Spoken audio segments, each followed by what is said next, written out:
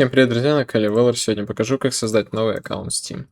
Аккаунт новый Steam можно создать на одну и ту же почту, а можно на новую почту, совсем другую. Вот. Но в целом, заходим в браузер, пишем Steam, заходим в Steam, вот, нажимаем «Войти» и нажимаем «Создать аккаунт». Вводим сюда адрес электронной почты.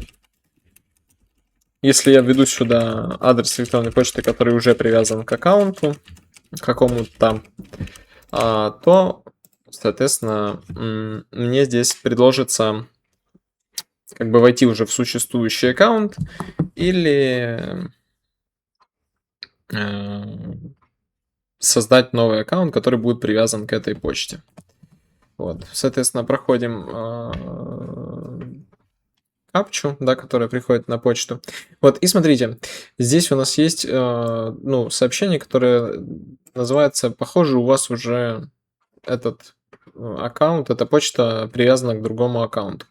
Вот, вы можете использовать существующий аккаунт или восстановить его, если вы забыли логин. Вот. Или, если вы хотите, вы можете создать новый отдельный аккаунт Steam. Нажимаем «Продолжить».